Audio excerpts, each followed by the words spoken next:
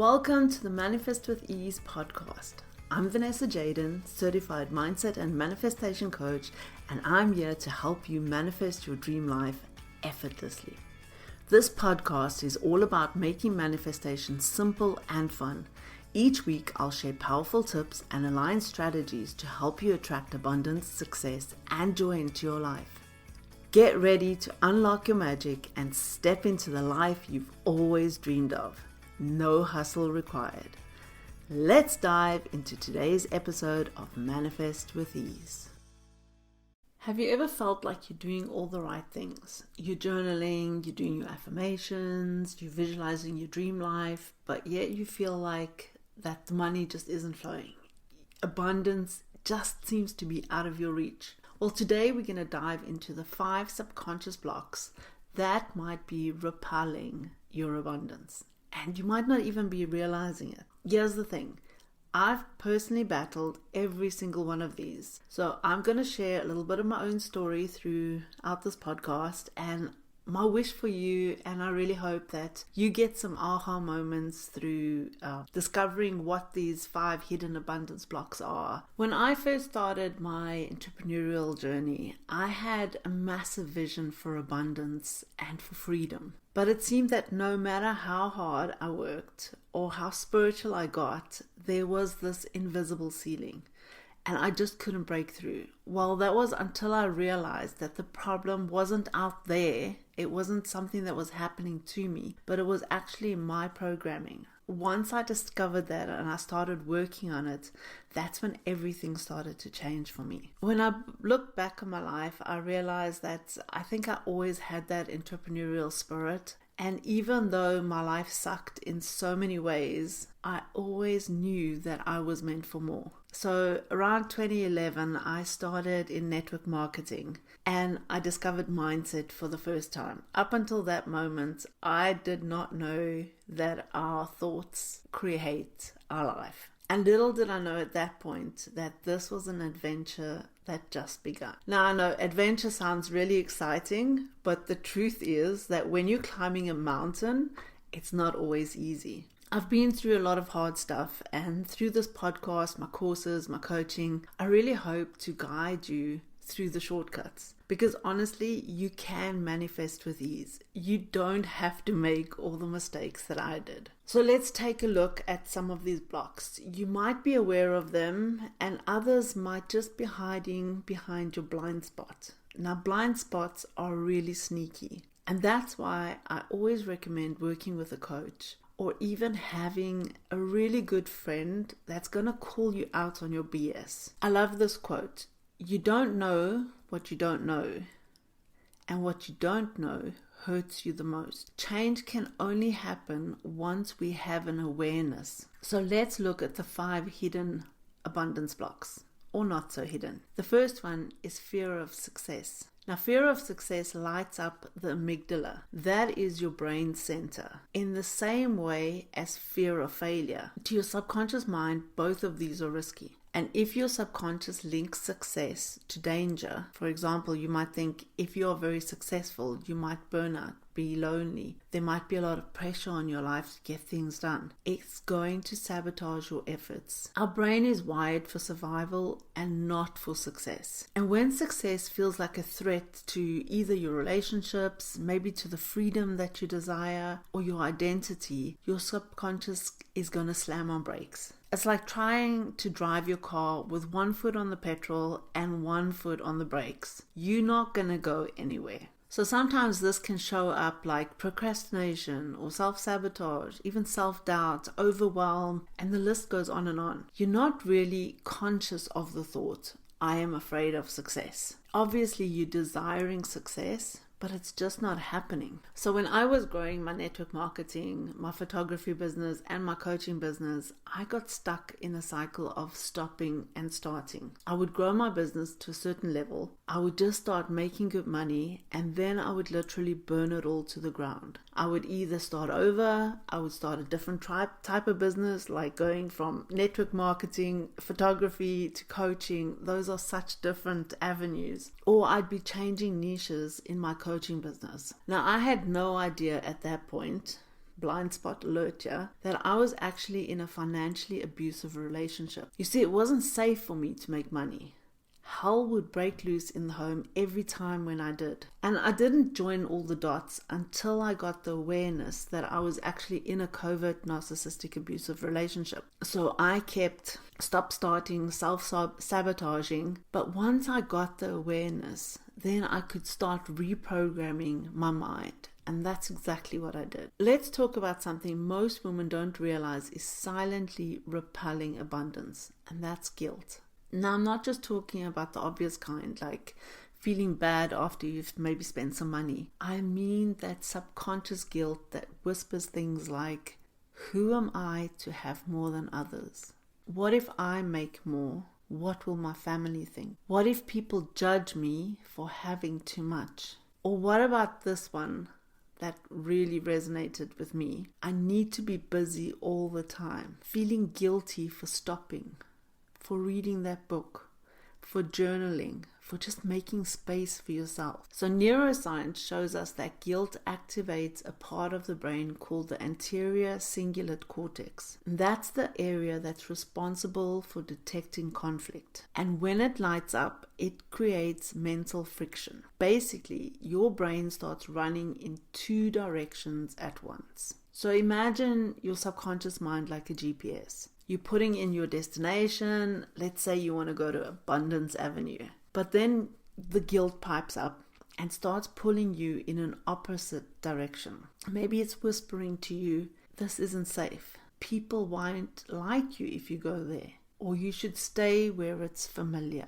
You know, that comfort zone. Suddenly it's like your mind is in a tug of war. One side is trying to move forward, and the other side is yanking you back. That inner conflict drains you of your clarity, your energy, and your confidence. So what happens then is when an opportunity actually shows up for you to receive your abundance, it might be if you're charging your worth or investing in yourself or allowing some support, you hesitate or you sabotage or you freeze. So many of us are trying to manifest more from a brain that's running a guilt program underneath. And the thing is that you're never going to be able to manifest abundance while you're subconsciously feeling like you don't deserve it. When the guilt is running the show, you literally can't access your full decision-making power. Your mind is so busy trying to resolve the conflict that it becomes difficult for you to focus on what you actually want. But the wonderful thing about this is that you literally can rewire it. When you release guilt and reprogram your subconscious to believe it is safe and good to have more, then everything changes. I remember the first time when I discovered parts integration. Now, this is an NLP technique that helps literally those two parts that are working against each other to come together and to work alongside each other. After I did this technique, I had a massive breakthrough in my business and in my life. If you feel like this is maybe resonating with you and you're ready to uncover those sneaky ways that guilt, fear, and your old programming might be blocking your flow, I want to invite you to come join me in the free Manifest Abundance e-course. And it's going to help you shift into true receiving mode. I'll leave more details of that in the show notes. Let's move on to the next one. Number 3 is undercharging or overgiving. So this one hides in plain sight. It looks like kindness, but it's often a worth. This often comes from low self-worth patterns which are embedded early in your life. The brain wires itself based on those early experiences. And if you were praised for being the good girl who gives more than what she receives, your nervous system may now link safety to self-abandonment. So just imagine for a moment that you're this beautiful cup and the universe is pouring abundance into you. But every time something new flows in, you tip yourself over to pour it into someone else's cup first. Now you might be thinking, but you're actually just helping others and you want to give to others. But you're actually teaching the universe you don't believe you're worthy of receiving. One of my clients was struggling to charge for her services. She was a productivity coach, but let's just say she had an expensive hobby up until the point that we started working together. We worked on some mindset shifts and uncovering, and in one of the sessions she blurted out, "My mom called me stupid." And once she had that realization where her worth wound came from, she could quickly reprogram that, and now she's gone on to creating an income-producing hobby. No, seriously, she has a legitimate business which is growing each year. And let's talk about the fear of judgment. This sometimes shows up as a visibility wound. This block says, if you shine too brightly, you'll be attacked, judged, or abandoned. This fear is often linked back to early experiences of rejection and ridicule, and these get stored in the subconscious and trigger a visibility wound. Your amygdala, that's your fear center of the brain, can't distinguish between a social media troll and a lion attack. That's why visibility feels terrifying to so many women. You physically feel the fear, even though it might not be justified and somebody else might look at it and be like, that's so silly. But to you, you're physically feeling this. It's like, imagine standing on a stage. There's a spotlight shining down on you. But instead of feeling powerful, you feel exposed. Your every desire, every dream feels like it's being scrutinized. So what do? You dim the lights, you shrink, you convince yourself it's safer to stay small than to be seen wanting more. I think for many people this starts in school. Do you remember when it was that time when you would bring your favorite toy to school and you had to stand in front of the whole class and talk about it? Well, for some, this was a terrifying experience, and that could have been the start of your visibility wound. But sometimes this could also happen later in life. You see, when I was a kid, I was the one who was excited to get up in front of class, to get up on stage when the latest school play was. But through being in that toxic relationship, I learned that only one person can be visible. It was not safe for me to be visible. And in order to stay safe, I had to shrink. And couple that with years of being isolated, I became really small. This was not just a mindset wound, but also physical. I experienced trauma around this and needed more than just mindset work to move through this. My breakthrough came when I coupled mindset, neural encoding, and somatic work together. Most of my coaching clients in one way or another have struggled with this. Being seen in your full abundance is an act of courage. Breakthrough is an act of courage. And I want to let you know that you got this. You can do this. I'd love for you to tag me on your socials. I want to see you and I want to support you. And what about having those conflicting beliefs? Like, I have to work hard to earn it. Nothing comes easy, right? Well, here's the big one. Most of us were raised to believe that struggle equals worth. But you see, abundance does not respond to hustle. It responds to alignment. Think of manifesting like tuning into a radio frequency. Hard work can be the static that drowns out your signal. When you align your beliefs, the signal becomes crystal clear. We've all heard that saying, I have to work hard to make money. This is a great example of a subconscious belief loop. Repeated neural pathways create your truth. And if you heard you must work hard to earn money over and over, that belief becomes hardwired. Even if consciously you want ease, your subconscious still equates money with struggle.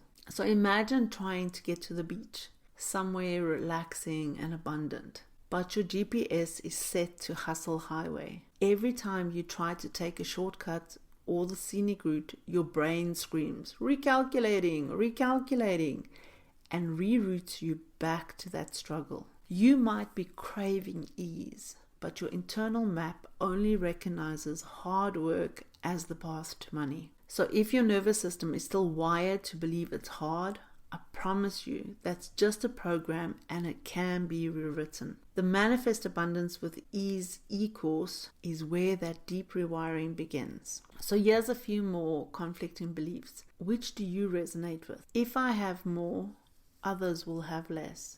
Rich people aren't spiritual or kind. It's greedy to want more than enough. I have to prove I'm worthy before I can receive. Money changes people and not for the better. I always lose it anyway. I can't keep money, so what's the point of receiving more? Well, that was a mouthful, and I hope you've had a bit of an aha moment, as that really is the first step to receiving abundance. And if this episode brought you clarity, I want to invite you into the Manifest Abundance with Ease e-course. It's a free 5-day journey that goes deeper into everything we've touched on today. There's no fluff, just powerful subconscious rewiring that you can actually feel. So if this episode gave you value, please share it with a friend who's on her manifestation journey. These blocks are more common than we realize, and we yield faster when we rise together. As always, embody, believe, manifest. And I look forward to seeing you next week.